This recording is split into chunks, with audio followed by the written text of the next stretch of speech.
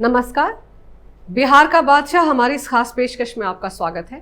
बिहार विधानसभा चुनाव के लिए गहमा गहमी शुरू हो गई है, लेकिन बीजेपी में कुछ कंफ्यूजन देखने को मिल रहा है। किस बात का कंफ्यूजन है, क्यों ये कंफ्यूजन है, इस पर चर्चा करने के लिए मेरे साथ स्टूडियो में कैपिटल टीवी के मुख्य संपादक डॉक्टर मनीष मौजूद हैं। डॉक्टर मनीष, बहुत बहुत स्वागत है आपका। धन्यवाद। बीजेपी में क्यों इस तरह का कंफ्यूजन देखने को मिल रहा है, क्या अंदर खाने चल रहा है? देखिए, अभी सारे पार्टियां जो हैं वो एक तो अलायंस किसके साथ क्या बने वो सबसे प्रायोरिटी है। सबसे बड़ी बात क्या है कि एक तरफ बीजेपी और जेडीयू का अलायंस है। अमित शाह और बीजेपी की जो सेंट्रल लीडरशिप है वो बार बार इस बात को कह रहे हैं कि नीतीश के साथ वो मिल के चुनाव लड़ने वाले हैं। और दूसरी तरफ अभी बहुत मारामारी चल रहा है। कहने का मतलब ये है कि आरजेडी के साथ कांग्रेस पार्टी का अलायंस और भी जो आरएलएसपी है, जो और भी जो छोटी छोटी पार्टियां हैं, एक वीआईपी पार्टी है, वो सारे लोगों के साथ किस तरह से वो अपना वो अलायंस बनाते हैं, उस पर भी बीजेपी के लीडर्स की नज़र है। अब समस्या क्या है? बीजेपी में दो सोच है जिस वजह से कन्फ्यूजन क्रिएट हो रहा है। कुछ लोग और ज़्यादातर लोग बीजेपी में, चूँकि वो उस तरह का कल्चर अब नहीं रहा कि लोग अपनी मन की बात जो है वो खुले में आकर के बोल सकते हैं, लेकिन अंदर खाने में सबसे ज़्यादा जो बीजेपी के जो लीडर्स हैं, जो वर्कर्स हैं, उनको ये बात बिल्कुल अच्छी तरह से ये समझ में आ रहा है कि बिहार में नीतीश कुमार के खिलाफ एक माहौल बना हुआ है। लोग फिलहाल नीतीश कुमार को लाइक नहीं कर रहे हैं। उसकी दो तीन बड़ी बड़ी वजह है। एक तो कोरोना में जिस तरह से अभी स्थिति खराब होती चली जा रही है, कई लोग ये कह रहे हैं कि ये सही वक्त नहीं है चुनाव करवाने का, और ये पहल जो है चीफ मिनिस्टर की तरफ से, सरकार की तरफ से होना चाहिए कि आप इसको जो है एक्सटेंड कर दें, और अगर ये एक्सटेंड होता है तो फिर राष्ट्रपति शासन वहाँ लग जाएगा, क्योंकि आप सरकार 5 साल से ज़्यादा चला सकते नहीं हैं। तो एक जो मिसमैनेजमेंट हुआ है कोरोना को, क्योंकि वहाँ पे देखिए हकीकत ये है कि बिहार में डॉक्टर्स भाग गए, वहाँ हॉस्पिटल्स में डॉक्टर्स नहीं है, और बीजेपी के लोग भी इस चीज़ को जान रहे हैं कि कई जो मौतें हो रही हैं वो बिल्कुल ही जो जिन्हें बचाया जा सकता था, अगर सिस्टम अगर ठीक होता, ज़रा सा भी रिस्पॉन्सिव होता, तो बहुत सारे लोगों की जान बच सकती थी। और लोगों के पास ऑप्शन नहीं है, और इसलिए लोग कह रहे हैं कि भाई ये जो लोगों का जो गुस्सा है नीतीश कुमार के प्रति, वो कहीं बीजेपी को भी न जला दे, क्योंकि रोष है। दूसरी प्रॉब्लम क्या है कि जो बाढ़ वार को लेकर के जिस तरह से अभी जो ये भी पूरी तरीके से मिसमैनेज्ड हो गया है, भगवान भरोसे छोड़ दिया गया है, सरकारी मदद नहीं पहुंच रही, एनजीओ भी नहीं। लोग पहले क्या होता था कि भाई कि बाढ़ हुआ तो बहुत सारे लोग प्राइवेटली भी जो अपना एनजीओज काम कर रहे हैं, कुछ संस्थाएं लग जाती थी। अभी कोरोना काल है, कोई मदद के लिए भी नहीं आगे आ रहा है। पहले आप देखते थे कि किस तरह से एनडीआरएफ की टीम काम कर रही है, हेलीकॉप्टर से लोगों को बचाया जा रहा है। ये सारी चीज़ें गायब है, और बहुत सारी चीज़ें जो पहले जो एक्सपेक्टेड थी, चाहे वो कानून का मसला हो, चाहे वो नॉर्मल वे ऑफ लाइफ हो, सड़कों का जो स्थिति है, ये सारी बहुत सारी चीज़ें हैं, उसको लेकर के एक नीतीश कुमार के खिलाफ एक माहौल वहाँ पे बन गया है। और बीजेपी और आम लोग भी कहते हैं कि भाई वो तो एनडीए को वोट देंगे क्योंकि वो बीजेपी को वोट देना चाहते हैं, वो नहीं चाहते कि भाई बीजेपी को जो है हरा दिया जाए। बीजेपी के समर्थक भी है, जो न्यूट्रल वोटर्स हैं वो भी। तो कहने का मतलब ये है कि बीजेपी के अंदर जो इस तरह के जो फीडबैक आ रहे हैं, जो फीडबैक हमारे पास है वो फीडबैक पार्टी के पास भी है, लेकिन जिस तरीके से इस आवाज़ को, क्या कि ये बीजेपी के अंदर में भी जो लोग कॉन्फिडेंट लोग हैं वो ये कह रहे हैं कि अगर राजस्थान में बीजेपी अकेले सरकार बना सकती है, मध्य प्रदेश में बना सकती है, छत्तीसगढ़ में बना सकती है, उत्तर प्रदेश में बना सकती है, असम में बना सकती है, तो बिहार में वो क्यों नहीं बना सकते, जबकि उनके पास सारा कुछ है। तो ये एक जो कन्फ्यूजन की जो स्थिति है, और दबी जुबान में सब लोग कहते हैं कि भाई ये तो नीतीश के साथ जाना जो है वो मुश्किल हो जाएगा। लेकिन ये जो दबी जुबान में कह रहे हैं, आपको लगता है कि इसका कोई असर पड़ सकता है पार्टी के अंदर, या दबी जुबान में कहा गया है और ऐसा ही दबा रह जाएगा? देखिए, बीजेपी में भी जो अभी कुछ नए बदलाव हो रहे हैं संगठन के, उसमें ये बताया जा रहा है कि देवेंद्र फडणवीस वो बिहार के इंचार्ज बनकर के पटना पहुंचने वाले हैं। अभी तक वो महाराष्ट्र में ही सीमित थे, तो उनको एक बड़ी जिम्मेदारी दी जा रही है। अब इसकी घोषणा अभी 2-3 दिन के अंदर में होगी। तो अगर वो जाते हैं और फीडबैक को किस तरह से लेते हैं, और चूंकि देवेंद्र फडणवीस का काम करने का तरीका बिल्कुल ही अलग है, क्योंकि वो राइट फ्रॉम द बिगनिंग वो संगठन से जुड़े हुए इंसान हैं। वो बहुत ही कम एज से वो राजनीति में है, माने संगठनात्मक आरएसएस के साथ जुड़े हुए हैं। तो उनका काम करने का स्टाइल अलग है। बीजेपी के बहुत सारे लीडर्स जिनको उस तरह की ट्रेनिंग नहीं होती है, उनका काम करने का तरीका, लहजा जो है वो अलग होता है। तो शायद कुछ उसमें बदलाव आए, लेकिन ये फीडबैक देवेंद्र फडणवीस तक भी पहुंच चुका है ये बात, क्योंकि ये खबर तो अभी पूरी तरह से सार्वजनिक नहीं हुआ है, लेकिन फिर भी जो तैयारी जो चल रही है, जैसे ही मालूम चला कि भाई देवेंद्र फडणवीस जो है बिहार के इंचार्ज बनने वाले हैं, तो कई सारे लोगों ने उनसे अप्रोच करके ये वस्तुस्थिति बताई है। अच्छा, ये क्यों हो रहा है, ये इस तरह की बातें, इसमें क्या लॉजिक है?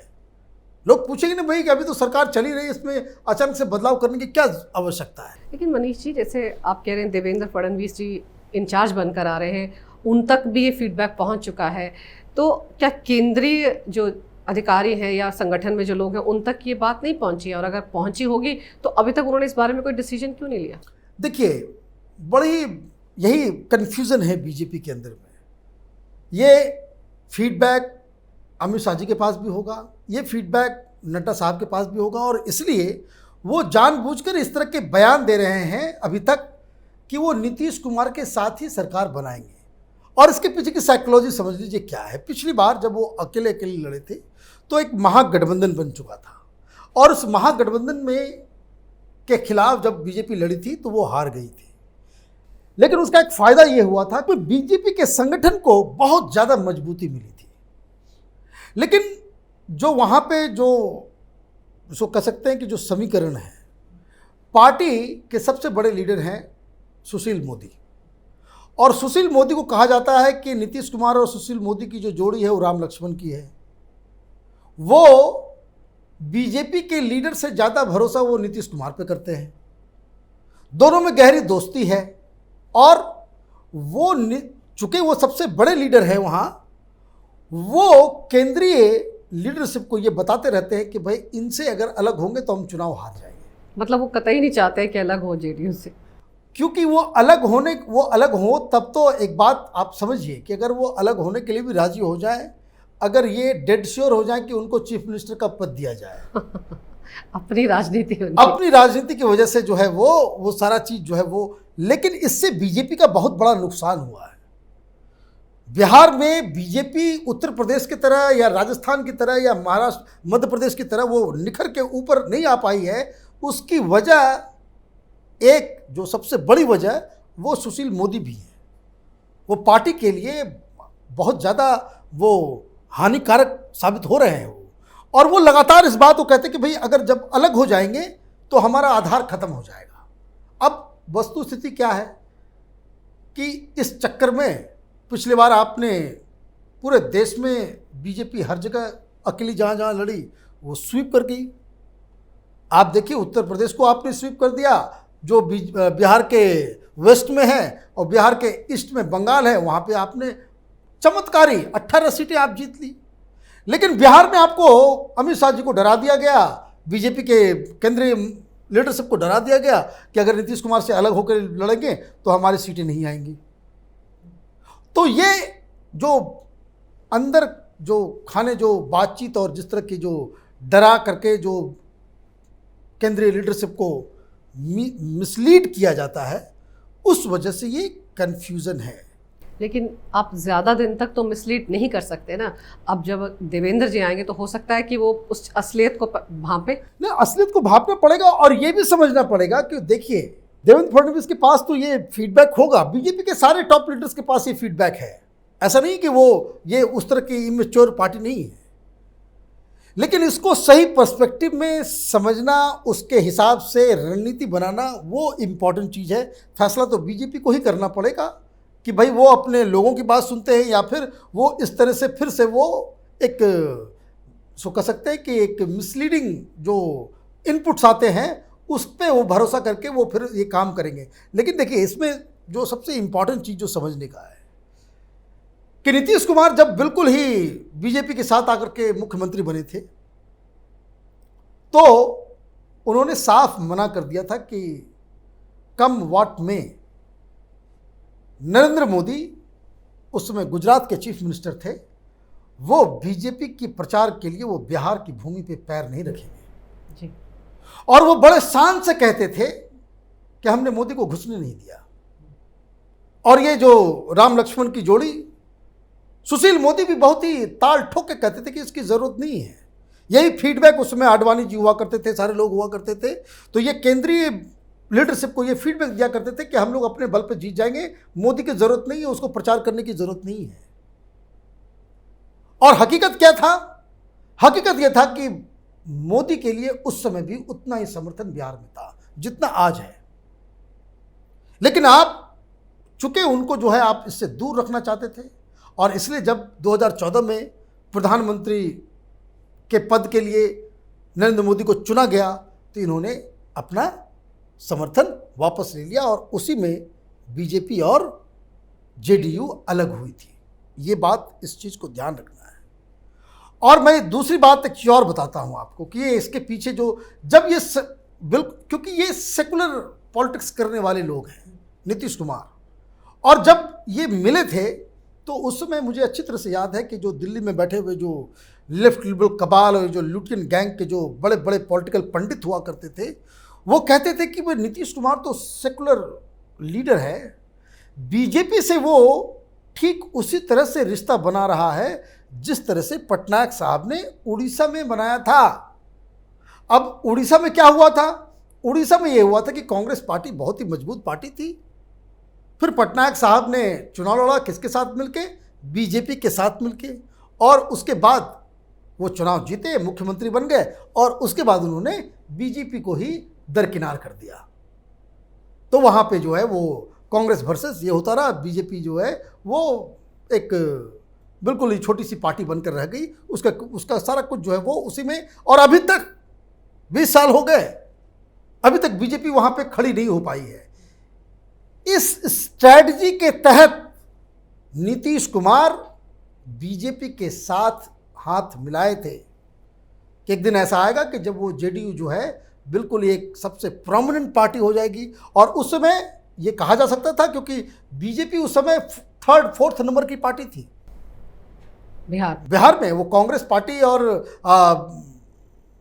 ये जो रामविलास पासवान की पार्टी है वो उस तरह में इनकी गिनती होती थी, ज़्यादा सीटें नहीं आती थी।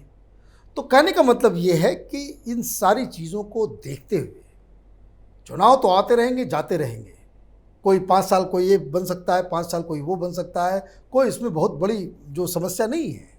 लेकिन बीजेपी को अगर बिहार के अंदर अपने पैरों के ऊपर खड़ा होना है, अगर उनको अपनी जो बैसाखी है उसको हटाना है, तो ये राइट टाइम है।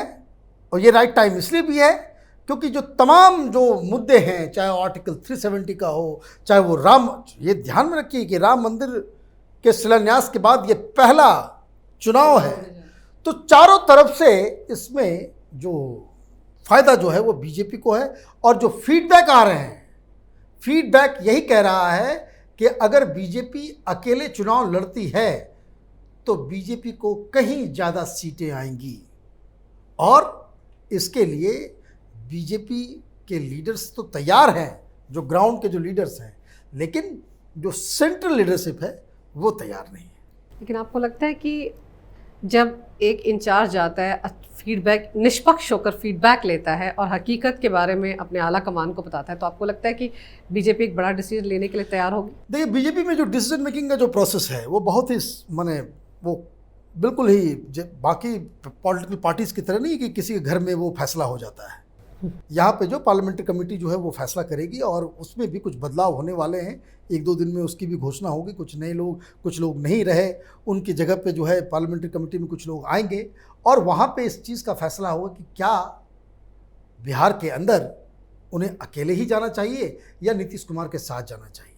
चूँकि अभी चुनाव में वक्त है, चुनाव, कोरोना की स्थिति क्या होगी, बाढ़ की स्थिति तो अब धीरे धीरे ठीक होने वाली है, लेकिन कोरोना की स्थिति जिस तरह से बिगड़ती चली जा रही है, तो क्या ऐसे माहौल में चुनाव होगा। हालांकि इलेक्शन कमीशन ने कह दिया कि कम वोट में हम चुनाव करेंगे, लेकिन क्या ये पॉसिबल हो पाएगा, वो सिचुएशंस जो है ग्राउंड रियलिटी के तहत वो बदलेगा।